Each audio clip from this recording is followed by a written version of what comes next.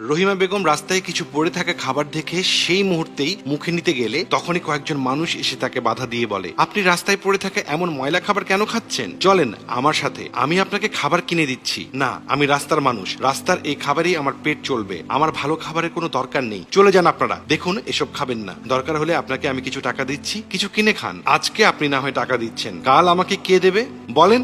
আছে কোনো উত্তর? আপনাদের কোনো সহমর্মিতা দেখানোর দরকার নেই, আমাকে আমার মতো ছেড়ে দিন, চলে যান আপনারা। এমন সময় সুমি আর রবিন রাস্তায় যাবার পথে দূর থেকে ভিড় দেখতে পেলে তারা গিয়ে যা দেখে তারা কখনো তা কল্পনাও করতে পারেনি। মা, তুমি রাস্তায় এসব খাবার খাচ্ছ কেন? এসব খেয়ে মানুষদেরকে তুমি কি বোঝাতে চাচ্ছ?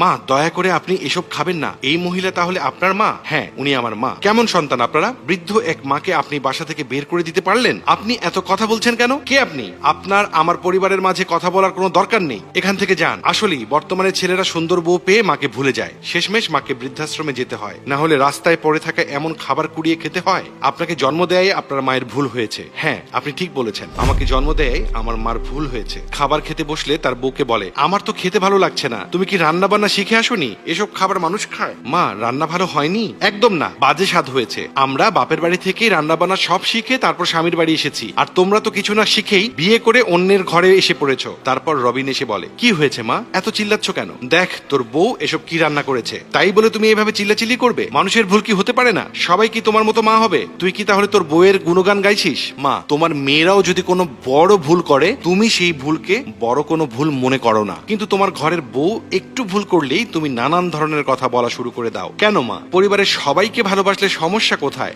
আমার মনে হয় আমি তোকে জন্ম দেইনি, তোকে জন্ম দিয়েছে তোর বউ। তোর এখন আর মাকে দরকার নেই, তোর দরকার এখন বউ। এ কথা বলে মা চলে যায়। পরের দিন সকালে উঠে রবিন আর সুমি দেখতে পায় যে বাসায় মা নেই। তারপর তারা পুলিশকে জানায়, মা, দয়া করে আপনি আমাদের সাথে চলুন, আমাদের ক্ষমা করে দিন। কত জায়গায় আপনাকে খোঁজাখুঁজি করেছি কিন্তু আপনাকে কোথাও পাইনি। মা, সব দোষ আমার, আমি আপনার সংসারে এসে সব ঝামেলার মূল কারণ হয়ে দাঁড়িয়েছি। আমি আজই রবিনকে তালাক দিয়ে দিচ্ছি। মা, প্লিজ চলুন। মা, আপনি যদি আমাদের সাথে না যান তাহলে আমিও আপনার সাথে রাস্তায় থাকবো আর রাস্তার এই খাবারগুলো খাবো। এ কথা বলে যখন সুমি রাস্তার ওই খাবার খেতে যায় তখনই রহিমা বেগম সুমির হাত চেপে ধরে সুমির মাথায় হাত রেখে বলে, তুমি বউ হিসেবে আমাকে এত ভালোবেসেছো আমি বুঝতেই পারিনি। আমি জানি না আমি কিভাবে তোমার কাছে আর আমার ছেলের কাছে ক্ষমা চাইবো। মা, কি বলছো তুমি? আমি তোমাকে ভালোবাসি মা, প্লিজ বাসায় চলো। হ্যাঁ মা, বাসায় চলুন। বর্তমানে বউ শাশুড়ির ঝগড়া এমন হারে বৃদ্ধি পাচ্ছে যে অনেক পুরুষ বিয়ে করতে চাইলেও তারা বিয়ে করতে ভয় পায়। বউ শাশুড়ির মধ্যে সুন্দর সম্পর্ক বজায় রাখা একজন পুরুষের পক্ষে